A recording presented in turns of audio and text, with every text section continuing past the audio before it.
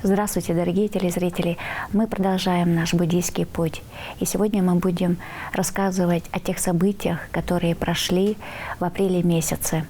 И в культурном фонде Эннерели в апреле месяце прошло грандиозное такое событие, где многие верующие могли прийти из города Кызыла, из Вавилинского затона и из других частей нашей столицы. И в культурном фонде НРЛ был проведен ритуал Чинзрик, чтобы уменьшить страдания, конфликты, войны в нашей стране. И этот ритуал был проведен под руководством тибетского учителя Геше Лобсам Понсок, а также были приглашены тувинские учителя, выпускники Дрепунго Манга.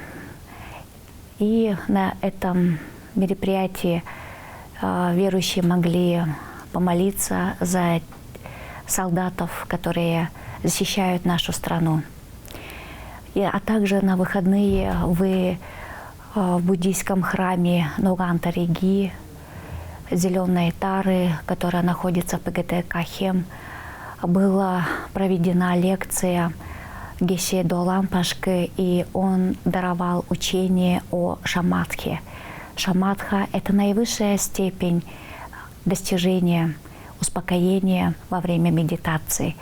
И там присутствовали молодые люди и практикующие буддисты. А также мы хотели бы вам рассказать о очень знаменательном дне. 26 апреля в научном институте ТИХПИ была проведена встреча ученых-филологов с тувинским учителем, который достиг степени Геше. Это ученый буддийской философии, которого зовут Геше Сультим Таи Пашке.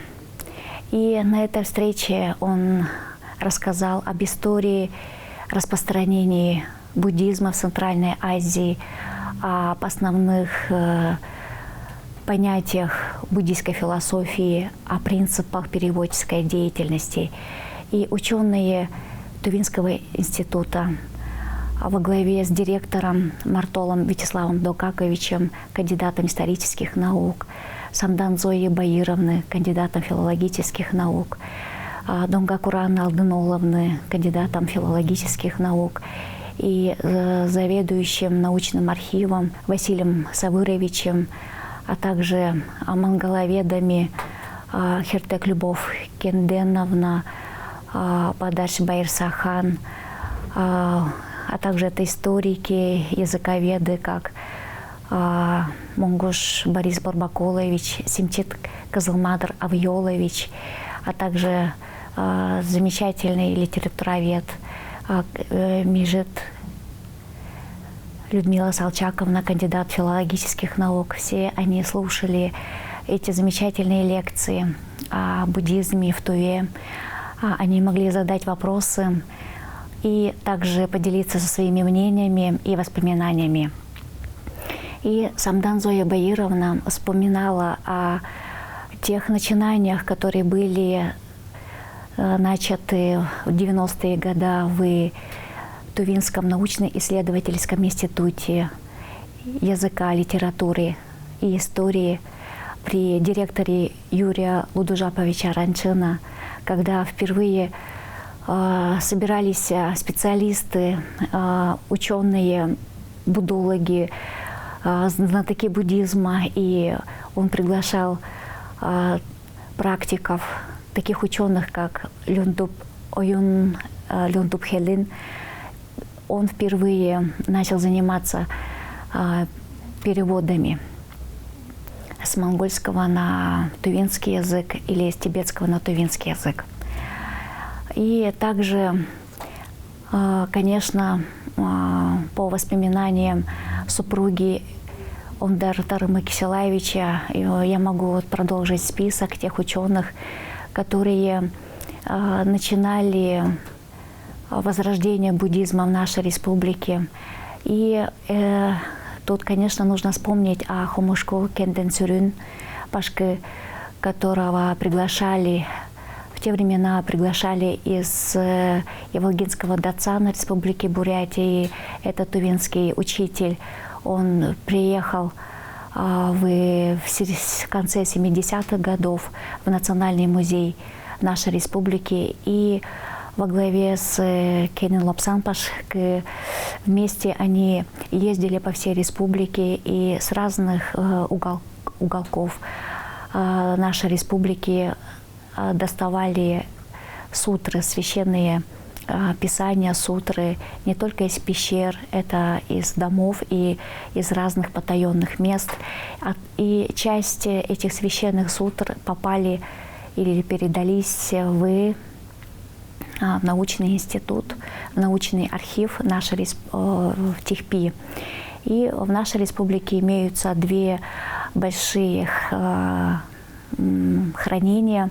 Это Национальный музей и научный архив в ТИХПИ, а также это Государственный национальный архив нашей республики. В этих трех больших центрах хранятся священные сутры, которые были привезены в конце XVIII века, XIX веке из Тибета, Монголии и также с других уголков. И когда священные сутры попали в научный архив, и тогда тувинские ученые, такие как Ондар Тарма Кишелаевич, Аракча Кыргыз Дадаевич, он знаток и переводчик с старомонгольского языка, он переводил сутры из старомонгольского языка на тувинский язык, а также это такие ученые, как Телгерол Алексей Канджирович, он ученый тувинского языка, это Мхеттек Яков Шалмакович и Очур Владимир Челдаколович, кандидат исторических наук.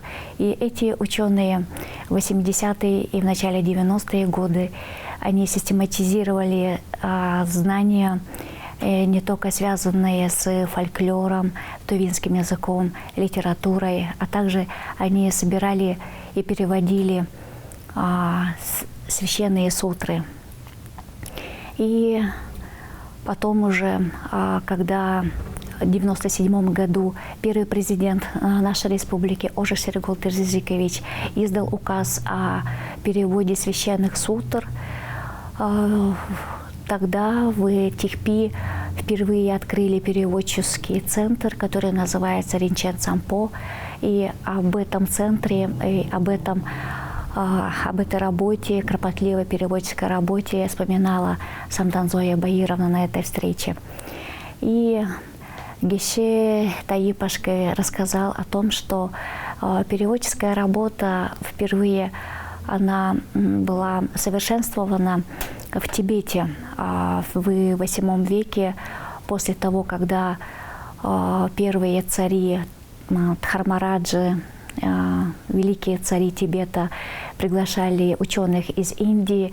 Они создали Самье-Хуре, Самье-монастырь. Это большой был переводческий центр. И тогда были подготовлены первые 108 переводчиков с индийского на тибетский язык, с санскритского на тибетский язык.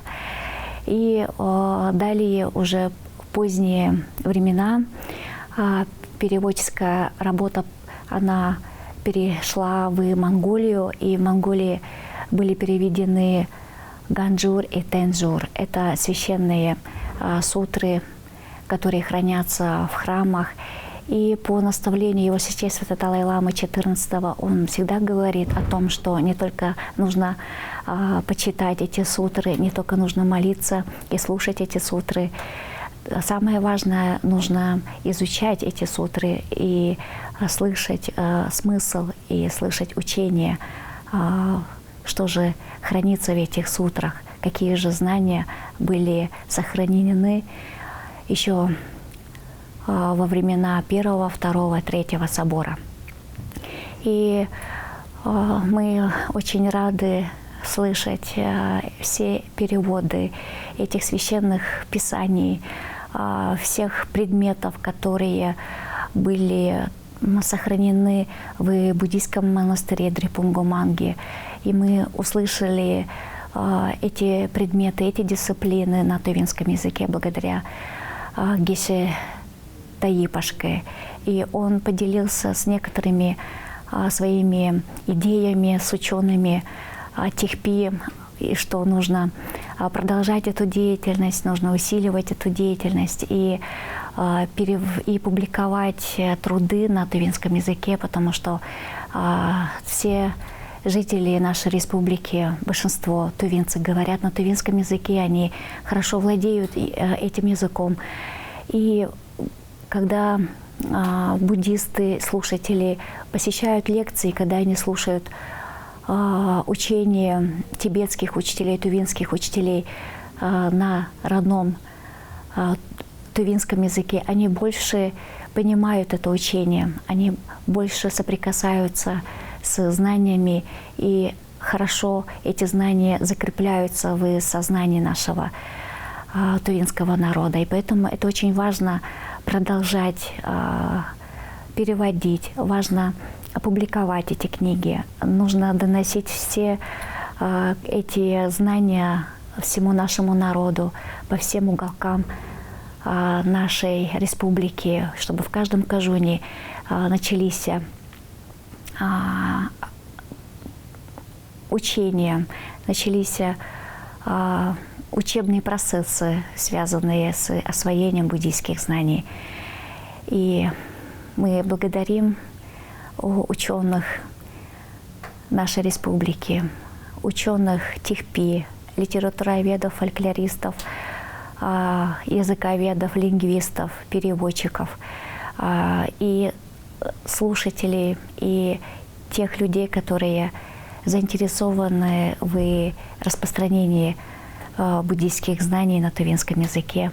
Мы благодарим всех тех спонсоров, которые поддерживают нас. Это, например, акционерное общество «Грузовое автомобильное предприятие АТП-2». И они поддерживают с обеспечением всех условий. А также это Камбылама нашей республики, Геше Гелек Нацик Торжу, который тоже поддерживает всех практикующих, всех слушателей, осваивающие буддийские знания. И сегодня мы, все ученые, готовы не только сами слушать, но и транслировать эти знания, переводить эти знания. И мы надеемся, что в будущем будут публиковаться книги, будут изданы основные тома предметов обучения, как в буддийских монастырях, потому что сегодня важно, чтобы учились не только хураки, монахи, а также чтобы это были простые жители, миряне, они тоже осваивали эти знания, особенно тувинцы на своем родном тувинском языке будут изучать буддизм, будут осваивать эти драгоценные знания. Спасибо вам большое, до свидания.